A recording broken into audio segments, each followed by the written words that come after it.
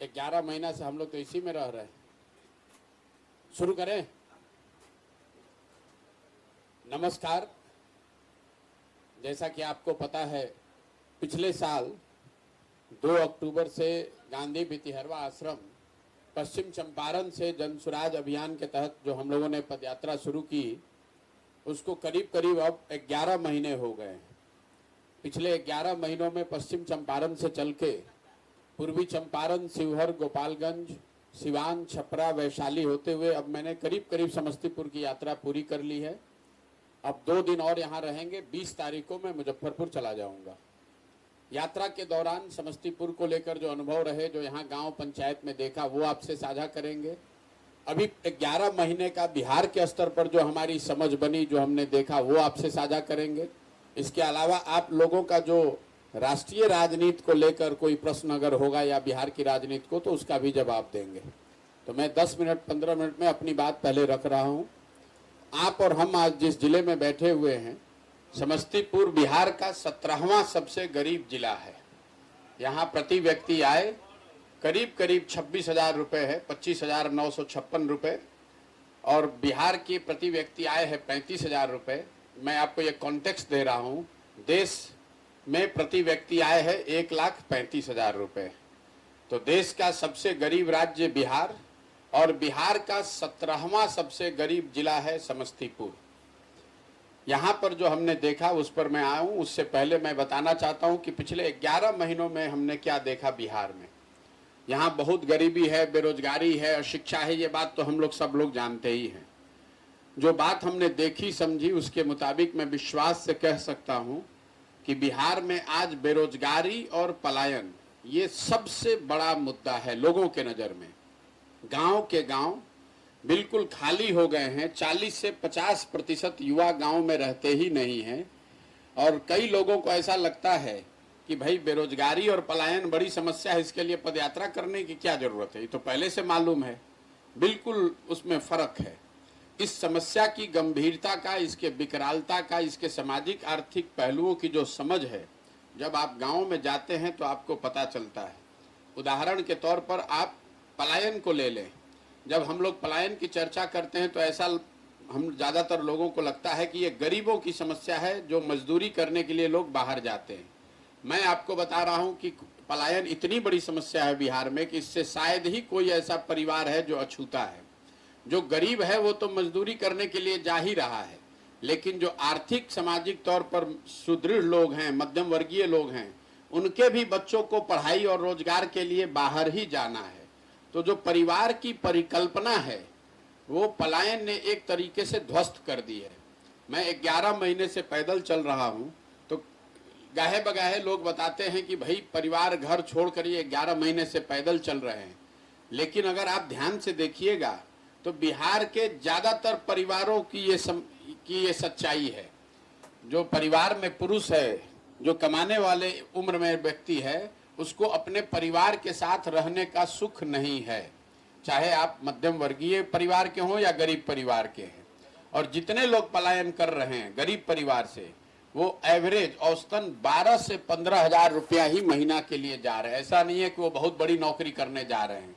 और घर पर लोग बता रहे हैं कि 6 से 8,000 रुपये प्रति माह के हिसाब से लोग भेज पाते हैं।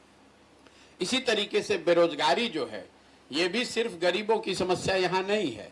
जो मध्यम वर्गीय परिवार है, जो किसान हैं, जिनके पास जमीन है, उनके पास भी इतनी बेरोजगारी इतनी बड़ी समस्या है। जिनके बच्चे पढ़ लिख गए हैं, उनके लिए भी अपने बच्चों की रोजगार बहुत बड़ी समस्या है। तो कुल मिला जुला कर यहाँ पर बेरोजगारी और पलायन ये ऐसा मुद्दा है जो शायद ही कोई ऐसा परिवार है जो इससे अछूता हो। दूसरी जो सबसे बड़ी समस्या जो बिहार के लोगों के, हर वर्ग के लोगों ने जो बात करी, वो है यहाँ की शिक्षा व्यवस्था का ध्वस्त हो जाना। विद्यालयों की जो छवि है वो खिचड़ी बांटने के सेंटर के तौर पर है। ये तो ज़्यादातर आप लोग रोज लिखते ही हैं। समाज में लोगों की एक समझ बन गई है कि भाई सरकारी विद्यालय, जहाँ थोड़ा बहुत पढ़ाई अगर हो भी रहा है, वहाँ भी लोग जानते हैं भाई सरकारी विद्यालय में तो पढ़ाई होगा ही नहीं। किसी भी गांव, पंचायत, प्रखंड में चले जाइए, लोग पूरी तरीके से प्राइवेट स्कूल और कोचिंग संस्थाओं पर निर्भर हैं। ज्यादातर जो कोचिंग संस्था चल रहा है वो नौकरी के लिए कोचिंग संस्था नहीं है, वो 9वीं 10वीं 11वीं और 12वीं का परीक्षा पास करने के लिए लोग कोचिंग संस्थाओं में अपने बच्चों को रख रहे हैं। जो गरीब आदमी है उसके बच्चों के लिए तो कोई उपाय नहीं है, लेकिन जो थोड़ा बहुत भी आर्थिक तौर पे सुदृढ़ है वो अपने बच्चों को या तो कोचिंग में पढ़ा रहा है या प्राइवेट में पढ़ा रहा है। एक जो बड़ी बात देखने को मिली कि एक बड़ी संख्या में सरकारी स्कूल में नामांकित बच्चे, सिर्फ नामांकन उन्होंने करा रखा है सरकारी विद्यालयों में, वहां से मिलने वाले कुछ लाभ के लिए, पढ़ाई के लिए वो दूसरे जगह जाते हैं। कई लोगों को ऐसा लग रहा है कि बिहार में ये जो शिक्षा व्यवस्था है ये सीधे सीधे शिक्षकों की गुणवत्ता से जुड़ा हुआ मामला है। तो मैं आपको ये भी कैमरे पर बता रहा हूं कि शिक्षकों की गुणवत्ता में जो कमी आई है वो समस्या का एक महत्वपूर्ण बट छोटा पहलू है। ऐसा नहीं है कि शिक्षकों की जो गुणवत्ता है वो खराब हो गई, इसके लिए शिक्षा व्यवस्था खराब हो गई। इसका उदाहरण ये है कि कॉलेज में, बिहार के कॉलेज में तो कोई शिक्षा मित्र और नियोजित शिक्षक नहीं है, वहां पर तो खिचड़ी नहीं बट रही है। वहां पर बिल्डिंग है, मैदान है, 10,000 15,000 बच्चों ने नामांकन करा रखा है, लेकिन पढ़ाई वहां पर भी नहीं हो रही है। इसके मूल में जो बात समझ में आती है, हम लोग भी बिहार के सरकारी स्कूल से पढ़े हैं, तो बिहार में शिक्षा व्यवस्था बहुत मजबूत कभी नहीं थी, लेकिन पिछले 10 वर्षों में समता मूलक शिक्षा नीति के चक्कर में, जिसमें यह प्रयास किया गया कि हर गांव हर पंचायत में विद्यालय खोल दिया जाए, उसका नतीजा ये हुआ कि ना विद्यालय की बिल्डिंग पर आपने ध्यान दिया, ना शिक्षकों की गुणवत्ता पर, ना या वहां पर संसाधन का। कुल मिलाजुला कर ये हुआ कि जहां पर विद्यालय हैं वहां पर शिक्षक नहीं है, जहां पर शिक्षक है वहां पर बिल्डिंग नहीं है, जहां दोनों है वहां बच्चे नहीं है, और जहां तीनों है वहां पढ़ाई नहीं है। विद्यालयों में बिहार में खिचड़ी बट रहा है और कॉलेज से डिग्री बट रही है, पढ़ाई दोनों में कहीं नहीं हो रहा है। और यही एक वजह है कि बिहार से आप इतनी बड़ी संख्या में शिक्षित बेरोजगार या मजदूरों की संख्या देख रहे हैं। मेरी समझ से जब इस कालखंड का इतिहास लिखा जाएगा तो नीतीश कुमार जी के 17-18 साल के कालखंड का सबसे बड़ा काला अध्याय होगा एक पढ़े लिखे व्यक्ति के मुख्यमंत्री रहते हुए बिहार की शिक्षा व्यवस्था का ध्वस्त हो जाना। ऐसा इसलिए कि मान लीजिए कि यहाँ सड़क खराब है, नहर में पानी नहीं है, कल एक अच्छी सरकार आ जाए तो शायद वो सड़क बन जाए, शायद वहां नहर में पानी आ जाए, बाढ़ की समस्या खत्म हो जाए। लेकिन कल होकर एक अच्छी सरकार अगर आ भी जाए तो 2 पीढ़ी जो इस शिक्षा व्यवस्था से पढ़कर निकल गए, अब जीवन भर उनको शिक्षित समाज के पीछे ही चलना है। इतनी बड़ी त्रासदी है बिहार के लिए। तीसरी बड़ी जो समस्या जो सर्वव्यापी है यहाँ, वो है किसानों की, क्योंकि यहाँ कृषि प्रधान राज्य है, हर जगह के लोग खेती किसानी करते हैं। किसानों की दशा ये है कि चलते हुए लोग बोलचाल की भाषा में जो बताते हैं कि पहले बिहार में जो किसान था वो छोटा किसान भी अगर खेती होती करता था, 5 बरस मेहनत किया, सतुआ खाया, पेट काटा तो 1-2 कट्ठा जमीन खरीदता था। आज बिहार में किसानों की हालत ये है कि अगर आपके घर में, किसान के घर में कोई नौकरी नहीं करता है, कोई दूसरा बिजनेस व्यापार नहीं है, तो हर 5 बरस में आपके घर में अगर कोई परेशानी आ जाए, कोई बीमार पड़ जाए, बेटी की शादी लग जाए, तो आपको 1-2 कट्ठा जमीन बेचना है। इसकी वजह जो समझ में आ रही है, बिहार में किसानों की दुर्दशा इतनी है क्यों, उसके 3 फंडामेंटल महत्वपूर्ण वजह समझ में आ रहा है। पहला है बिहार में भूमि सुधार का लागू न होना। बिहार शायद देश के एकमात्र गिने चुने राज्यों में है जहां भूमि सुधार की दिशा में पिछले 75 साल में कोई काम नहीं किया गया है। नतीजा ये हुआ है कि देश में सबसे ज्यादा भूमिहीनों की संख्या बिहार में है। ये आंकड़ा आप याद रखिए, बिहार में 60% मतलब 100 में 60 लोग ऐसे हैं जिनके पास जमीन है ही नहीं। समस्तीपुर के लिए ये आंकड़ा है 61.5%, मतलब 100 में 61.5%, 61-62 लोगों के पास तो जमीन है ही नहीं।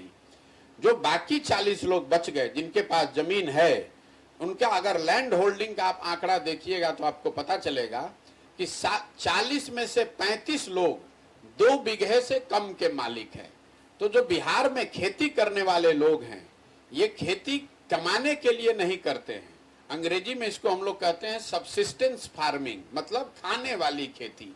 आप खेत से उतना ही पैदा कर पाते हैं कि आपका और आपके बाल बच्चों का पेट भर जाए, उससे कमाने का जुगाड़ नहीं है। सरकारी आंकड़ा ये बता रहा है कि बिहार में सिर्फ 3 से 4% किसान ही खेती से इफेक्टिवली कमाई कर पा रहे हैं। बाकी लोग खेती के जरिए अपना और अपने बाल बच्चों का पेट भर रहे हैं या फिर खेतों में मजदूर हैं। दूसरी जो बड़ी समस्या समझ में आ रही है वो है जल संसाधन की, जल प्रबंधन बल्कि उसको कह लीजिए। बाढ़ की यहाँ बहुत बड़ी समस्या है, ये तो सब लोग जानते हैं। आधे से ज्यादा कृषि योग्य भूमि बिहार में बाढ़ प्रभावित है। इसकी चर्चा भी होती है, बिहार में बच्चा बच्चा इसको जानता है।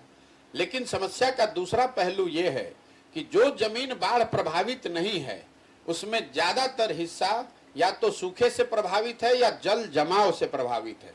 अब आपका उदाहरण दे देते हैं समस्तीपुर का। समस्तीपुर में 94 पंचायत ऐसे हैं, 94, करीब करीब 1/3 पंचायतों में बाढ़ की समस्या नहीं है, जल जमाव की समस्या है। हजारों एकड़ जमीन समस्तीपुर में एक बार पानी लग गया तो वहां से वो निकलता ही नहीं है। तो जल प्रबंधन को लेकर सिर्फ बाढ़ की मार नहीं है, बाढ़, सूखा और जल जमाव, ये तीनों का जो असर है कि शायद ही कोई किसान बचा है जिसके पास जल के संसाधन को लेकर उसको परेशानी ना हो। एक और आंकड़ा याद कर लीजिए, बिहार एकमात्र ऐसा राज्य है जहां पिछले 10 साल में सिंचित भूमि 10% से कम हो गई है। पहले के जो नलकूप थे, जो पहले के नहर थे, वो रख रखाव के अभाव में खराब हो गए, बंद हो गए।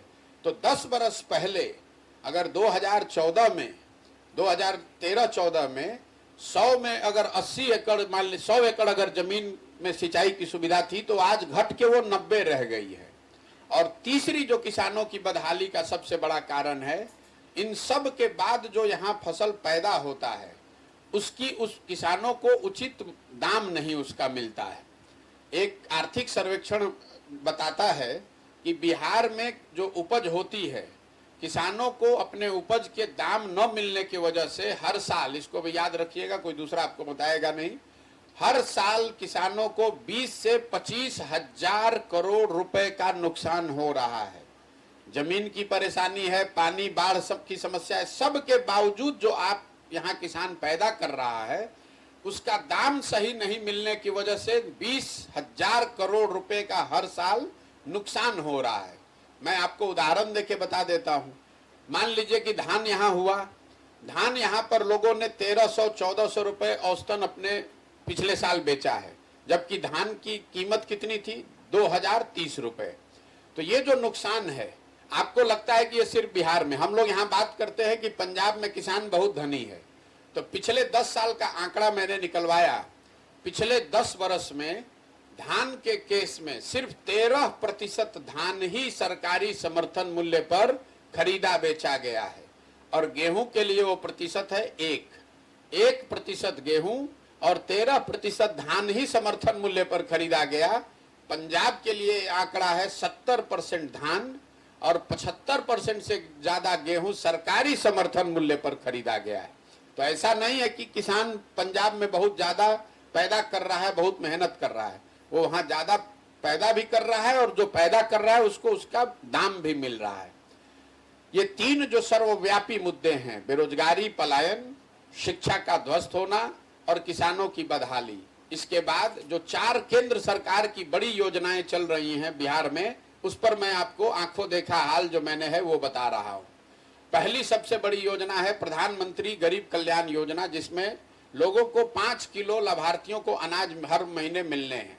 मैं बिल्कुल दावे से कैमरे पर कह रहा हूं कि किसी भी लाभार्थी को 5 किलो अनाज नहीं मिल रहा है, लोगों को 4 किलो अनाज मिल रहा है। ऐसा इसलिए कि प्रखंड और जिला के स्तर पर 15,000 से 25,000 क्विंटल जो गरीबों के लिए अनाज आ रहा है, इसमें 35 से 40 रुपए प्रति क्विंटल की दर से जनप्रतिनिधि और अफसर हर महीने पैसा ले रहे हैं। और इसी वजह से कि लोगों को 5 किलो के बजाय 4 किलो अनाज ही मिल रहा है। कैमरे पर एक और बात बता रहा हूं आपको, इस 35 से 40 रुपए प्रति क्विंटल के घूस में ज्यादातर जगहों पर विधायकों का भी 6 से 8 रुपया प्रति क्विंटल का अपना हिस्सा है। ज्यादातर चुने हुए विधायक भी 6 से 8 रुपए प्रति क्विंटल हर महीने इस योजना से पैसा ले रहे हैं। जो दूसरी बड़ी योजना है आपके मुजफ्फर समस्तीपुर को अन्य कई जिलों के तरह 2019 में ओडीएफ घोषित कर दिया गया, मतलब स्वच्छ भारत अभियान के तहत कि सबको शौचालय बन गया, खुले में शौच रुक गई। मैं करीब 3500 गांव में अभी पैदल गया हूं और दावे के साथ आपको बता रहा हूं कि खुले में शौच आज भी बिहार के ज्यादातर गांव की सच्चाई है, इंक्लूडिंग समस्तीपुर। कोई ऐसा गांव नहीं है जहां पर कि आप नाक पर गमछा बांधे बगैर बाहर निकल सकते हैं। ज्यादातर जगहों पर हुआ यह है कि शौचालय बनाने के लिए 2000 रुपए प्रति शौचालय अधिकारियों ने पैसा लिया है। इसमें जनप्रतिनिधियों के खिलाफ शिकायत नहीं है। लोग बताते हैं कि जो अधिकारी थे या हैं, उन्होंने 2000 रुपए प्रति शौचालय पैसा लिया और शौचालय के लिए 12,000 रुपए आपको दे दिया। आपने शौचालय बनाया कि नहीं, उसका उपयोग कर रहे हैं कि नहीं कर रहे हैं, इसकी चिंता किसी ने नहीं की है। तीसरी बड़ी योजना जो केंद्र सरकार की है वो है प्रधानमंत्री आवास योजना। इस योजना के तहत अभी 1,40,000 रुपया लाभार्थियों को मिलने की बात है। ज्यादातर जगहों पर इसके लाभार्थियों की संख्या करीब करीब नगण्य है। जो लोगों को इंदिरा आवास योजना का लाभ मिला है वो ज्यादातर लोग पुराने लाभार्थी हैं, जिनको 20-30 हजार रुपया पहले कभी मिला था। अभी 1,40,000 रुपया जिनको मिलना है, इन सारे लाभार्थियों को 20,000 रुपए से लेकर 35-40 हजार रुपया तक घूस देना है, तभी उनको प्रधानमंत्री आवास योजना का लाभ मिलेगा। जहां पर जनप्रतिनिधि पैसा नहीं ले रहे, कई पंचायतों में जनप्रतिनिधि पैसा नहीं ले रहे हैं, वहां पर भी लाभार्थियों को 20,000 रुपया जो अधिकारियों का शेयर है वो तो आपको देना ही देना है। प्रधानमंत्री आवास योजना में नाम लिखने के लिए 1,000 रुपया, फोटो खींचकर आगे भेजने के लिए 2,000 रुपया, पूरी व्यवस्था बनी हुई है। कई जगहों पर तो हमने ये देखा कि लोग बता रहे हैं कि घूस देने के लिए अच्छे खासे लोग मनी लेंडिंग का काम कर रहे हैं कि उनसे पैसा लीजिए, इंदिरा आवास के लिए घूस दीजिए और जब इंदिरा आवास का पैसा मिल जाएगा तो सूद सहित वो पैसा वापस कर दीजिएगा। भ्रष्टाचार का आलम यह है कि इंदिरा आवास योजना में घूस देने के लिए लोग पैसा कर्ज पर दे रहे हैं और उससे सूद कमा रहे हैं। चौथी केंद्र सरकार की बड़ी योजना है मनरेगा की। मैं जब बिहार में आया था चलने तो मेरी अपनी सोच थी कि चूंकि यहाँ बेरोजगारी गरीबी इतनी है कि हर गांव पंचायत में हमको मनरेगा का काम दिखेगा। तो अभी तक हमको 11 महीने में मनरेगा के सक्रिय मजदूर कहीं दिखे ही नहीं। लोग रास्ते में चलते हुए जरूर ये बताते हैं कि ये पेड़ भैया मनरेगा में लगाया गया है या कोई मिट्टी उट्टी भरी गई है, पंचायत भवन आंगनबाड़ी सेंटर में मजदूर मनरेगा के फंड से इस्तेमाल किया गया है, लेकिन मनरेगा के सक्रिय काम करते हुए मजदूर अभी हमको 11 महीना में नहीं दिखे। इसको अगर आंकड़ों में हमने देखा तो उसको वो भी दिख रहा है। वहां पर पिछले साल मनरेगा में बिहार सरकार का यूटिलाइजेशन है 39%। मतलब अगर केंद्र सरकार से मनरेगा के लिए 100 रुपया बिहार को मिल सकता था तो 60-61 रुपया तो हम लोग लेकर ही नहीं आए। हम लोग इतने यहाँ निकृष्ट हैं कि 60 रुपया हम लोग लेकर ही नहीं आए। जब ये उस राज्य की दशा है जहां लोग 10,000 रुपए के लिए मजदूरी करने के लिए अपना घर परिवार छोड़कर जा रहे हैं, वहां पर मनरेगा का 60 रुपया 100 में हम लोगों ने सरेंडर कर दिया दिल्ली में। और जो 40 रुपए आया उसमें मनरेगा में पीसी का दर है 40 से 50%। मतलब उस 40 रुपया में भी 16 रुपए से 20 रुपया भ्रष्टाचार की भेंट चढ़ गया। तो मनरेगा का भी करीब करीब ये स्कीम पब्लिक के लिए जमीन पर बंद ही है। ये 4 केंद्र सरकार की योजनाओं के बारे में जो हमने देखा। इसके बाद जो राज्य सरकार की 4-5 बड़ी योजनाएं हैं उसका आंखों देखा आपको बता रहे हैं कि राज्य सरकार की एक सबसे बड़ी योजना है पेपर पे युवाओं को, बेरोजगार युवाओं को मासिक सहायता, मासिक भत्ता देने की। 2015 में ये योजना बनाई गई थी। 7 निश्चय का ये पहला निश्चय था कि 18 साल से 35 साल के हर बेरोजगार युवा को प्रति माह 1,000 रुपया सरकार की ओर से मिलेगा। अभी तक इसका मुझे ना कोई लाभार्थी मिला, ना ये योजना शुरू हुई, ना कोई इसके बारे में जानता है, ना कोई इसके बारे में बात करता है। पत्रकार बंधु लोग भी इस पर कोई सवाल भी नहीं करते। दूसरी जो बड़ी योजना थी वो है स्टूडेंट क्रेडिट कार्ड की योजना। चूंकि मैं इसलिए बता रहा हूं कि बनाते समय हम खुद 15 में उसमें शामिल थे। 2015 में ये परिकल्पना की गई कि 12वीं के बाद जो लोग मजदूरी करने जाते हैं वो मजदूरी न करके पढ़ाई करें, इसके लिए उनके परिवार से उनको पैसा ना लेना पड़े, तो बैंक उनको सस्ते दर पर पैसा दे दे। इसलिए स्टूडेंट क्रेडिट कार्ड योजना बनी। उस समय का अनुमान था कि 1,25,00,000 बच्चों को बिहार में इसका लाभ मिलेगा। अगर योजना लागू हो गई होती तो किसी भी परिवार को 12वीं के बाद पढ़ाई करने के लिए अपने जेब से पैसा नहीं देना पड़ता। आप अपने बच्चे को बैंक से के पैसे से पढ़ा सकते थे। पढ़ने के बाद वो बच्चा पैसा 15 साल 20 साल में वापस कर पाता। अभी तक बिहार सरकार का आंकड़ा बता रहा है कि 9 वर्ष में 10 लाख बच्चों को भी इसका लाभ नहीं मिला है। जिनको लाभ मिला है वो भी करीब करीब इस योजना को भूल चुके हैं। इसकी भी चर्चा कहीं नहीं है, करीब करीब ठंडे बस्ते में ही है। एक योजना जिसकी चर्चा आप लोग रोज करते हैं वो है नल जल की योजना। 2015 में अनुमान लगाया गया। 2015 में पहले मैं आपको बता दूं सिर्फ 3% बिहार के घरों में नल से या कल से पानी की सुविधा उपलब्ध थी। 3%। इसलिए वो योजना बनाई गई कि नहीं, हर घर में नल से पानी पहुंचे। योजना का उस समय बजट था 25,000 करोड़ रुपया। 5 साल में यह तय किया गया था कि हर घर में नल से पानी पहुंचाने में 25,000 करोड़ रुपया लगेगा। योजना जमीन पर लागू भी की गई, आप लोग देख रहे हैं। सरकार का दावा है कि 99% योजना बना दी गई है और 2/3 से ज्यादा 75% से ज्यादा योजना चल रही है। उनके वेबसाइट पे अभी दिख रहा है। जमीन पर जमीनी हकीकत यह है कि 2/3 से ज्यादा योजना काम नहीं कर रही है। जिलों में अलग अलग आंकड़ा है। पश्चिम चंपारण, शिवहर जैसे जगहों पर तो 90% नल जल योजना काम नहीं कर रही है। समस्तीपुर में मेरा अनुमान है कि 75% नल जल योजना काम नहीं कर रही है। या तो वो ठीक से बना नहीं, या बना तो फिर चला नहीं, रख रखाव के अभाव में बंद हो गया। एक जो बड़ी समस्या है नल जल योजना की जमीनी मालिकाना हक को लेकर, जो सबसे बड़ी समस्या है नल जल योजना को लेकर, जिस पर चर्चा कम होती है कि जिस जमीन पर वो योजना बनी हुई है उस समय ज्यादातर जो वार्ड सदस्य थे उन्होंने अपने जमीन या अपने नाते रिश्तेदार दोस्तों के जमीन पर ये बनवा दिया। जिनके जमीन पर ये योजना बनी उनके दिमाग में ऐसी बात थी कि आगे हमको सरकारी नौकरी के तहत 6,000-8,000 रुपया हर महीना मिलेगा। अब यह योजना में घोटाला हुआ तो ज्यादातर 90% वार्ड सदस्य अपना चुनाव हार गए। नए वार्ड सदस्य आए हैं तो उनके पास अब उसका कोई मालिकाना हक ही नहीं है। ज्यादातर जगहों पर जो पुराने वार्ड सदस्य हैं उन्होंने इसकी मलकियत वापस उनको दी नहीं। कई जगहों पर तो लोग हमको ऐसे मिले जो बाजाप्ता नल जल योजना का पानी का व्यापार करने के लिए इस्तेमाल कर रहे हैं। अगर आपके जमीन पर लगा हुआ है योजना तो आप अपने यहाँ पंप चलाकर शादी विवाह में टैंकर का पानी भरकर उससे पैसा कमा रहे हैं। तो ये नल जल योजना की स्थिति है। एक चौथी और जो बड़ी योजना थी जिसके बारे में मैं बताना चाहता हूं वो है नाली गली पक्कीकरण योजना। 7 निश्चय की सबसे बड़ी योजना नल जल योजना नहीं थी। उस समय नालियों और गलियों के पक्कीकरण को सबसे बड़ी योजना माना गया था। उसका बजट था 80,000 करोड़ रुपया। 2015 से 5 वर्ष में बिहार सरकार को 80,000 करोड़ रुपया खर्च करना था ताकि बिहार के हर घर के नाल से निकलने वाली नाली का पक्कीकरण किया जाए, उसको गांव में एक बड़े नाले से जोड़ा जाए ताकि पानी को बाहर निकालकर उसका निस्तारण किया जाएगा। 3,500 गांव में जाने के बाद मैं आपको बता सकता हूं कि किसी के घर के नाली का पक्कीकरण नहीं किया गया है, उसकी तो बात ही नहीं है। गांव में सड़कों के किनारे इस योजना के तहत बड़े नाले जरूर बनाए गए हैं, लेकिन ज्यादातर जगहों पर उन नालों को घर के नालियों से नहीं जोड़ा गया या उन नालों से पानी को निकालकर बाहर निस्तारण की व्यवस्था नहीं की गई। नतीजा ये हुआ कि ज्यादातर ये जो नाले हैं ये आज के तारीख में कूड़ेदान के स्वरूप इन्होंने ले लिया है। इसके बाद जो 2 क्षेत्र है जहां सुधार दिखा, जिसकी चर्चा हम लोग करते हैं, एक है बिजली और दूसरा है सड़क।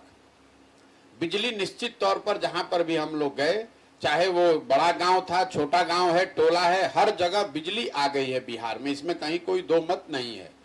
बिजली को लेकर जो लोग समस्या बता रहे हैं वो है बिजली के गलत और बड़े बिल का आना। जो कटिहार बरसोई में गोली कांड हुआ है, ये हम लोग पिछले 8-9 महीने से जब मैं पैदल चल रहा हूं, हर प्रेस वार्ता में बता रहा हूं कि आने वाले समय में बिजली के बिल को लेकर बड़ा सामाजिक राजनीतिक परेशानी लोगों को सामना करना पड़ सकता है। ऐसा इसलिए कि हर गांव में 40-50 लोग ऐसे मिल जाते हैं जो बताते हैं कि उनका बिजली का बिल उनके समझ से गलत आया है। एक बार बिल आपका गलत आ गया 6,000, 8,000, 10,000, 50,000, कई जगह तो लोग 60-70 हजार का भी बिल दिखाते हैं। एक बार बिल गलत आ गया तो आपके पास कोई उपाय नहीं है। आप DCLR के ऑफिस में जाइए या लोक अदालतों का चक्कर लगाते रहिए। कई लोग हमको ऐसे मिले जिन पर फौजदारी का मुकदमा हो गया है, लोग अपना घर परिवार छोड़कर, गांव छोड़कर भाग के रह रहे हैं।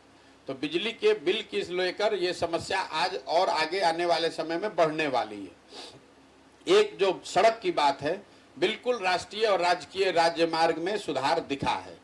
नेशनल और स्टेट हाईवे पहले के मुकाबले बिहार में अच्छा हर जगह दिखा, लेकिन जो ग्रामीण सड़क की हालत है, चाहे वो पंचायती राज की सड़क हो, ग्रामीण कार्य विभाग आरईओ जिसको आप लोग कहते हैं, आरईओ की सड़क हो, प्रधानमंत्री मुख्यमंत्री संपर्क योजना की सड़क हो, उन सारे सड़कों की हालत करीब करीब लोग बताते हैं वही है जो लालू जी के राज में होती थी। तो ग्रामीण सड़कों की हालत वैसी ही है, बिल्कुल बदहाल है, लेकिन राजकीय और राष्ट्रीय मार्ग जरूर सुधर गए हैं। दो उद्योग जो पूरे बिहार में बढ़िया फलते फूलते दिख रहे हैं, क्योंकि ज्यादातर जगहों पर जहां गए वहां उद्योग लोग बताते हैं ये फैक्ट्री बंद हो गई, वो फैक्ट्री बंद हो गई। आपके समस्तीपुर में भी लोग बता रहे हैं चीनी मिल बंद हो गया, जूट मिल बंद हो गया, पेपर मिल बंद हो गया, और ये करीब करीब हर जिले की ये समस्या है। दो उद्योग जो फल फूल रहे हैं, बड़ी मजबूती से चल रहे हैं और लोगों को रोजगार दे रहे हैं, वो है शराब माफिया और बालू माफिया। जहां हर गांव में 2 गो 4 गो 5 गो लड़का शराब का अवैध कारोबार करता हुआ या बालू के कारोबार से जुड़े हुए लोग आपको हर गांव, हर पंचायत, हर प्रखंड में मिलेंगे। अगर बिहार में मुझे लगता है कि 10 ट्रक चल रहा है तो उसमें 4-5 ट्रक सिर्फ बालू के अवैध खनन और ढुलाई से जुड़े हुए ट्रक है। अगर गांव प्रखंड के स्तर पर 10, 20, 25 बच्चे कुछ रोजी रोजगार कर रहे हैं तो आधे से ज्यादा बच्चे या तो शराब या बालू के अवैध कारोबार से जुड़े हुए। 3 शब्द जो सबसे ज्यादा 11 महीने में हम लोगों ने सुने, वो है भ्रष्टाचार, अफसरशाही और पीसी।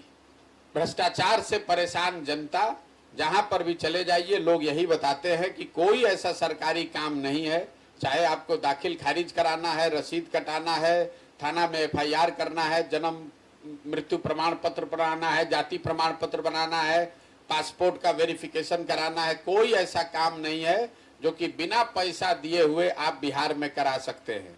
और ये बात सिर्फ सामान्य नागरिकों के लिए नहीं है, अगर आप अफसर हैं, जनप्रतिनिधि हैं, आपको भी पैसा देना है, बिना पैसा दिए हुए काम होगा नहीं।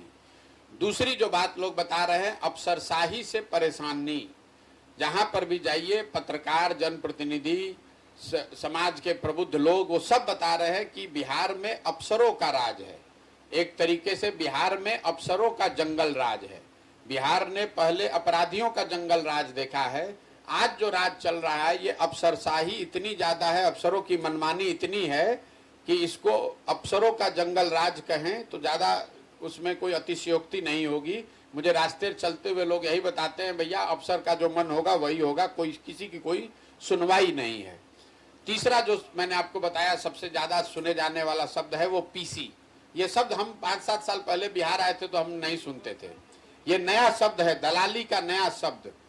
चाहे योजना केंद्र सरकार की हो कि राज्य सरकार की, हर योजना में व्यवस्थित तरीके से 10% से लेके 50% तक पैसा काटा जाना, जिसको हम लोग पीसी कहते हैं, आपको देना ही देना है।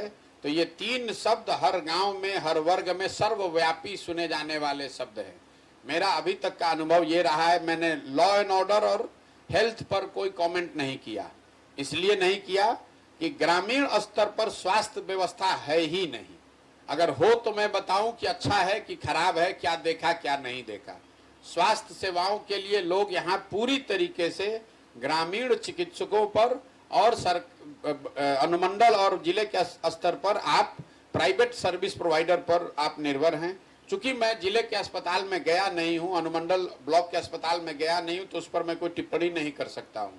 लेकिन गांव और पंचायत के स्तर पर जो पीएचसी, सब सेंटर, पीएचसी और रेफरल हॉस्पिटल होना चाहिए, वो कहीं पर भी हमको अभी तक दिखा नहीं है कि भैया ये सब सेंटर है जहां डॉक्टर बैठे हुए हैं, 10, 20, 50 रोगी है, दवा बट रहा है, ऐसा दिखा नहीं।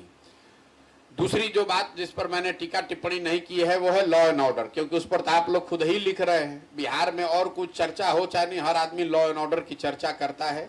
जब ये महागठबंधन, जब हम लोगों ने पदयात्रा शुरू की थी तो महागठबंधन की सरकार बनी थी, तो लोग दबे जुबान में ये आशंका व्यक्त करते थे कि अब देखिए महागठबंधन की सरकार बनी है तो शायद लॉ एंड ऑर्डर बिगड़ जाए, कहीं ऐसा लोगों के मन में डर था। फरवरी मार्च में मैं सिवान में पहुंचा, उसके बाद से रोजाना मुझे कोई ना कोई लॉ एंड ऑर्डर की घटना के बारे में लोग बता रहे हैं। तो धीरे धीरे 6 महीना में जो लोगों का डर था इस सरकार को लेकर, वो कहीं ना कहीं चरितार्थ होता, बदतर होता दिख रहा है। अभी आप ही के जिले में जो दरोगा की हत्या हुई है 2 दिन पहले, उसका एक एग्जाम्पल है। अभी मेरे पास एकदम लेटेस्ट आंकड़ा नहीं है, लेकिन जब पिछली बार हम लोगों ने काउंट किया है तो इस साल अकेले करीब 18 मुखिया लोगों की हत्या हुई है और करीब करीब 7 चुने हुए सरपंच मारे गए हैं। बाकी जनरल मार पीट, डकैती, अपहरण, उसका तो कोई आंकड़ा मैं आपसे साझा नहीं कर रहा हूँ, आप लोग को हमसे बेहतर जानकारी है। ये अभी तक का मेरा अनुभव रहा। अब अगर आपके जो सवाल है वो आप सवाल कर सकते हैं। बहुत बहुत धन्यवाद।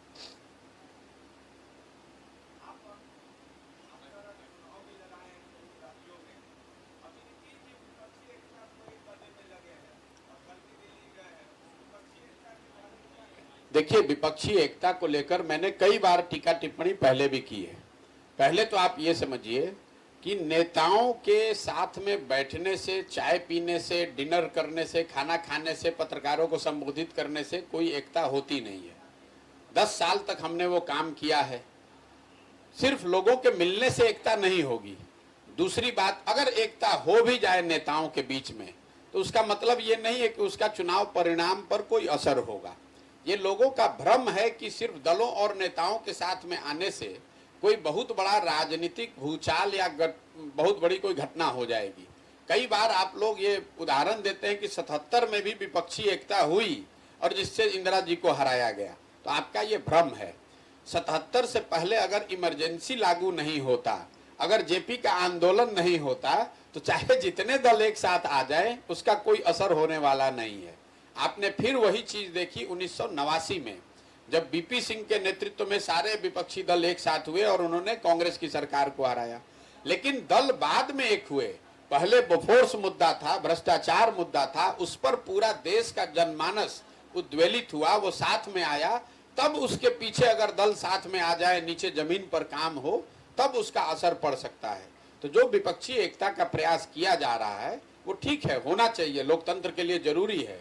लेकिन उसका चुनाव पर कितना परिणाम पड़ेगा ये इस पर निर्भर है कि जो एकता बनाने की कोशिश कर रहे हैं या जो उसके भागीदार लोग हैं वो किस मुद्दे पर जनता के पास जाते हैं। वो सिर्फ कौन चेहरा लेकर जाते हैं ये भी जरूरी नहीं है। कई बार पत्रकारों को ये भी आप लोग यही सवाल पूछते हैं कि इसका नेता कौन है। कई बार जब अगर आप सही आंदोलन करेंगे, सही कार्यक्रम लेकर जनता के बीच में जाएंगे तो चेहरा अपने आप निकल आएगा। 1977 में मोरारजी देसाई जी प्रधानमंत्री बने। ऐसा तो है नहीं कि 77 का चुनाव मोरारजी देसाई को पहले प्रधानमंत्री डिक्लेयर करके लड़ा गया। बीपी सिंह जी को भी कोई प्रधानमंत्री का फेस बनाकर डिक्लेयर करके नहीं लड़ा गया। ये आपको उदाहरण आते हैं। अच्छी एकता सिर्फ पार्टियों और नेताओं के साथ बैठने से नहीं, लेकिन अगर समाज के स्तर पर कोई मुद्दा जो जनमानस को उद्वेलित करे, उनके इमेजिनेशन को कैप्चर करे, उस मुद्दे को लेकर आप जाएंगे, तब इन पार्टियों की जो ताकत है, इनके जो कार्यकर्ता हैं, उसका कुछ असर हो सकता है। जहां तक नीतीश जी के प्रयास का सवाल है, तो नीतीश जी की तो जो अपनी हालत इतनी खराब है, जो अपने राज्य में अपना पैर रखने का ठिकाना नहीं है, तो आप विपक्षी एकता और देश के स्तर पर उनको, भाई अगर विपक्षी एकता कोई करेगा, अगर आप ऑर्डर में भी देखिए तो सबसे बड़ी पार्टी कांग्रेस है, उसके बाद तृणमूल है, उसके बाद डीएमके है, जो पूरे राज्य जीत कर बैठे हुए हैं। उनके पास 20-20, 25-25 एमपी हैं, अपने राज्य में वो जीतने का दावा कर सकते हैं। नीतीश कुमार जी के पास तो कुछ है ही नहीं, न दल है, न इमेज बचा है, तो आप किस आधार पर आपको कोई बना दिए। तो बिहार के पत्रकार जो हैं, ये आप लोग जबरदस्ती का खबर बनाते हैं। आप कर्नाटक में, तमिलनाडु, बंगाल में जाइए तो कौन चर्चा कर रहा है नीतीश कुमार की। और जिस दिन महागठबंधन बिहार में बना, उस दिन मैंने ये बात कही कि बिहार का महागठबंधन बिहार की घटना है, इसका राष्ट्रीय राजनीति पर कोई असर नहीं पड़ने वाला है। आरजेडी को 0 एमपी है बिहार में। अब आप लोग का ये मानना है कि भाई ये इतना मजबूत दल है कि ये लोग डिसाइड कर सकते हैं।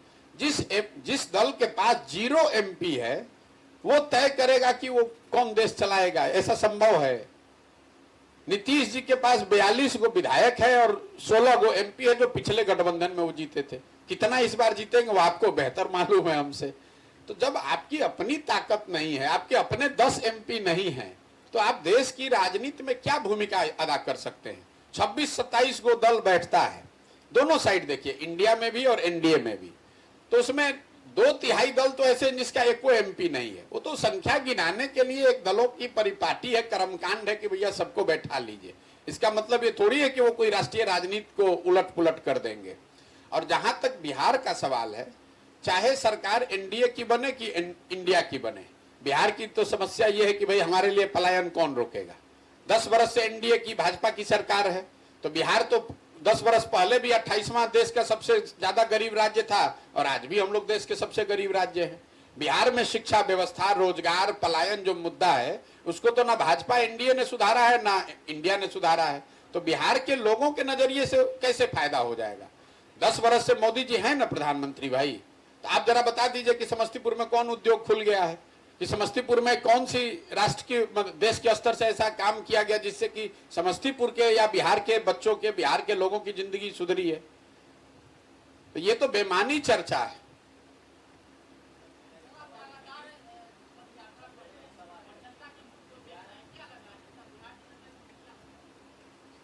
बिहार की जनता का मूड अगर आप हमसे जानना चाहते हैं तो बिहार की जनता नया विकल्प चाहती है। वो विकल्प कौन है ये इसका दावा नहीं है। हम ये नहीं कह रहे कि विकल्प के तौर पर वो आपको देखती है कि हमको देखती है, लेकिन बिहार में आप कहीं भी चले जाइए, लोग ये कह रहे हैं कि हमको नया विकल्प चाहिए। लोग दोनों फॉर्मेशन से, भाजपा और महागठबंधन दोनों से करीब करीब त्रस्त हो चुके हैं। और ऐसा आप गांव में जाकर देख लीजिए और सर्वे कराकर भी देख लीजिए। मैं आपको कैमरे पर दावा कर रहा हूं, कहीं पर भी बिहार में आप ये सर्वे कीजिएगा तो 50% से ज्यादा लोग एक नए विकल्प की बात उनके मन में है। अब वो विकल्प कौन होगा उसको लेकर बहस हो सकती है। वो विकल्प कौन होना चाहिए, कैसा होना चाहिए, कौन उसको लीड करना चाहिए, वो अलग बात है। लेकिन बिहार का जनमानस जो है वो करीब करीब यहाँ पर जो तीनों बड़े दल हैं उनसे विमुख हो चुका है, फॉर्मेशन से त्रस्त हो चुका है। क्योंकि यहाँ के लोगों की जिंदगी, जैसा मैंने आपको बताया, वो पिछले 10, 15, 20 वर्षों में किसी भी मानक पर, चाहे शिक्षा हो, रोजगार हो, आर्थिक तरक्की हो, किसी भी मानक पर बेहतर नहीं हुई है। भैया लॉ एंड ऑर्डर को मैंने अभी आपको बताया कि हमारा क्या कहना ये महत्व नहीं रखता है। मैं पदयात्रा इसलिए नहीं कर रहा हूं कि मैं क्या सोचता हूं। मैंने जो आपको अपना अनुभव साझा किया, जो मैंने देखा या लोगों ने मुझे बताया, मैं वो साझा कर रहा हूं। अब आप मेरा वक्तव्य अगर पूछेंगे तो मैं आपको वही बता रहा हूं कि हमेशा से बिहार में ये सोच रही है कि जब भी आरजेडी के लोग सरकार के फॉर्मेशन का हिस्सा बनते हैं तो लॉ एंड ऑर्डर यहाँ पर बिगड़ता है। और ये आज से नहीं, हम लोग पिछले 30-32 साल में हम लोगों ने देखा है। जब उनकी सरकार थी तो अपराधियों का जंगल राज इसको कहा ही जाता था। हम लोग भी बिहार में जन्मे हैं, यहीं पले बड़े हैं। हम लोगों ने वो दौर भी देखा है कि जब 4 बजे सब कुछ बंद हो जाता था, लोग भागते थे। तो जब भी आरजेडी सरकार का हिस्सा रहेगी तो लॉ एंड ऑर्डर बिगड़ेगा ही बिगड़ेगा। लेकिन बड़ी बात यह है कि इससे पहले जब भाजपा के साथ भी जब नीतीश कुमार सरकार चला रहे थे तो भी लॉ एंड ऑर्डर धीरे धीरे बिगड़ रहा था। क्यों बिगड़ रहा था? उसकी एक प्रमुख वजह मेरी समझ से ये बिहार की शराबबंदी है। शराबबंदी लागू होने की वजह से हुआ यह है कि प्रशासन का, पुलिस प्रशासन का एक बड़ा हिस्सा शराबबंदी को लागू करने, उसको रोकने, उसको उससे कमाने, उसको छिपाने और उसको दिखाने में लगा हुआ है। जो नॉर्मल लॉ एंड ऑर्डर की उनकी ड्यूटी थी वो काम वो कर ही नहीं रहे। आप जेल में चले जाइए, आज आधे से ज्यादा लोग शराब के जुड़े हुए मामलों में हिरासत में हैं। जो केस डायरी लिख रहा है, थाना में अगर 10 आदमी काम करने वाला है तो 8 आदमी तो शराब के मामलों से ही जूझ रहा है। तो एक सरकार का बड़ा तंत्र शराबबंदी की वजह से उसमें लग गया, उससे लॉ एंड ऑर्डर बिगड़ना शुरू हुआ। दूसरा, चूंकि शराब बंद है कागज पे, दुकान बंद है लेकिन होम डिलीवरी हो रही है, तो उसका नतीजा ये हुआ कि गांव गांव में छोटे छोटे शराब के अवैध कारोबारी नए लड़के बन गए। मोटरसाइकिल, कट्टा, 4 बोतल का शराब का इधर का उधर करना, 2-2.5 हजार रुपए की कमाई होना। तीसरा पहलू यह है कि जिसके पास शराब नहीं मिल रहा है वो अलग अलग तरीके का नशा कर रहा है, स्मैक खा रहा है या कुछ लोकल जो भी खा रहा हो गलत चीज। उसका नतीजा ये हुआ कि उसको 5,000 रुपए के लिए भी जाकर वो डकैती कर रहा है, क्राइम कर रहा है। तो शराबबंदी एक गेम बड़ा वजह है मेरी समझ से। 2016 के पहले और 2016 जब शराबबंदी लागू हुआ तब इन दोनों के बीच के आंकड़ों को अगर आप गंभीरता से देखेंगे तो आपको पता चलेगा कि 16 के बाद से स्थिति तेजी से बिगड़ी है। और उसका एक ही वजह समझ में आता है, शराबबंदी। और दूसरा एक नया फिर शिफ्ट आया जब पिछले साल महागठबंधन बन गया। जब आरजेडी सरकार में रहेगी तो निश्चित तौर पे लॉ एंड ऑर्डर की समस्या आनी ही आनी है।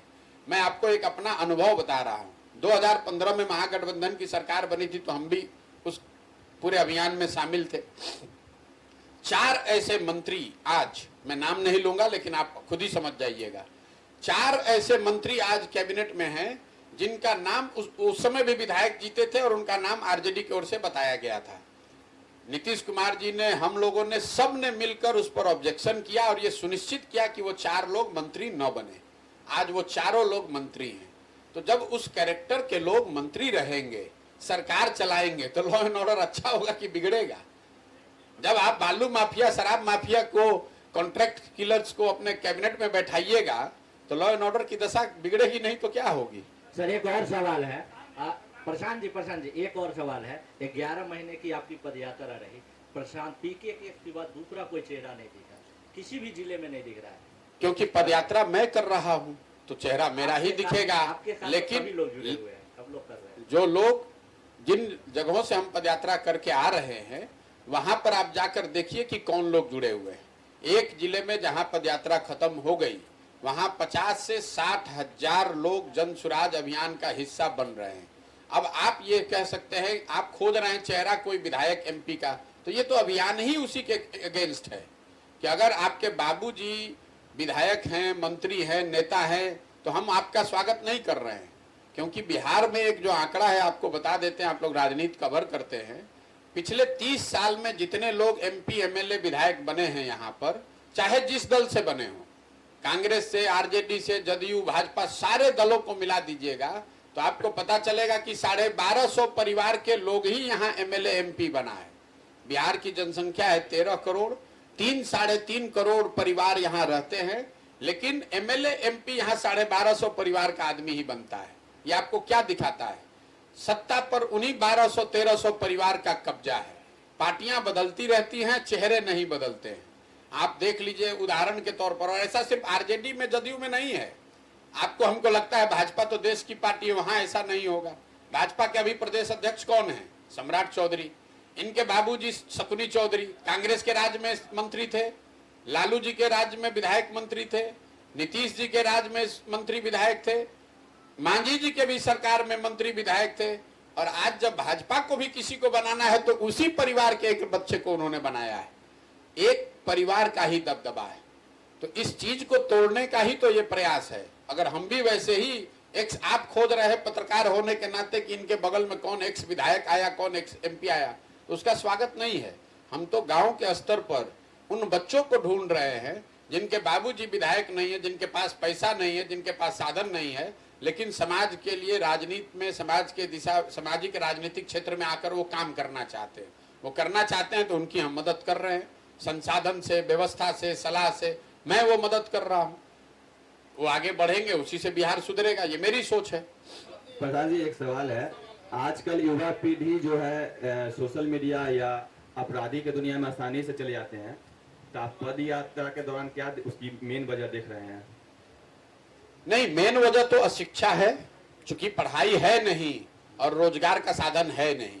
तो जो नया लड़का है वो क्या करेगा? उसको कहीं ना कहीं से कुछ तो चाहिए।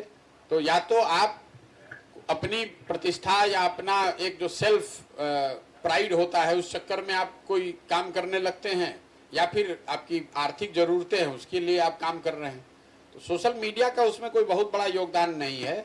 उस योगदान जो आप देख रहे हैं सामाजिक स्तर पर, जो गिरावट आप, सामाजिक राजनीतिक गिरावट आप युवाओं में देख रहे हैं, उसकी वजह मैं समझता हूं कि गरीबी और अशिक्षा है, बेरोजगारी है, जिसकी वजह से युवा जो है वो इस तरह के चीज में फंस रहा है। कि आपने कहा कि बिहार के लोग विकल्प चाह रहे हैं। जी, आपने कहा कि मैं इतने दिनों का दौरा कर चुका हूँ। जी, क्या उस विकल्प के रूप में तो आपको देख रहा है? भाई हम विकल्प हमने कहाँ बनाया है? हमने कोई दल तो बनाया नहीं है। आप पहले ये समझ लीजिए कि जन सुराज कोई दल तो है नहीं। आप हमारे भाषणों को भी आपने सुना होगा, हम तो जाकर सामने से वोट किसी से मांग नहीं रहे हैं। हमारा कोई प्रत्याशी है नहीं। हम तो इसके जड़ को बताने की कोशिश कर रहे हैं कि आखिर इतनी समस्या जो हम लोग गिना रहे हैं, ये तो सब लोग जानता है कि ये समस्या बिहार में है, तो ये सुधरेगा कैसे? ये सुधरेगा तब जब बिहार के लोग अपनी समस्याओं पर वोट करेंगे। अब लोग ये कहते हैं ना भैया बात तो ठीक है, हम लोग को पढ़ाई रोजगार के लिए वोट करना है, लेकिन हम लोग किसको वोट करें, हमारे पास विकल्प नहीं है। तो ये बात मैंने आपको बताई कि लोग तो ये बता रहे हैं विकल्प नहीं है, तो मैं उनकी मदद कर रहा हूं कि आप मिलकर विकल्प बनाइए। मेरे बारे में जो लोग थोड़ा बहुत जानते हैं वो यही तो जानते हैं कि मैं दलों की नेताओं की मदद करके उनको चुनाव जीतने में सहयोग कर सकता हूं।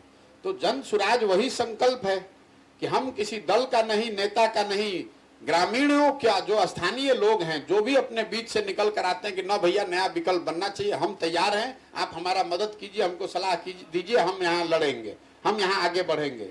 और ऐसे मैं बता रहा हूं कि हर जिले में जब पदयात्रा खत्म होती है तो इसकी संख्या अभी है 50,000 से 60,000 जो लोग निकल कर आ रहे हैं कि नहीं ये नई व्यवस्था बननी चाहिए, मैं उसमें भागीदार बनना चाहता हूं, आप मुझे बताइए मुझे क्या करना है। अगर पूरे बिहार में अगर हर जिले से हम 50-50 हजार आदमी जुटाएंगे तो कितने आदमी हो गए? 20 लाख। अगर आधा भी रख लीजिए 10 लाख भी, तो 10 लाख लोग अगर एक साथ आएंगे वो मिलकर तय करेंगे कि भैया आगे क्या करना है। मान लीजिए कि पूरा बिहार छोड़ दीजिए, हम समस्तीपुर की पदयात्रा अभी 2 दिन में खत्म कर लेंगे।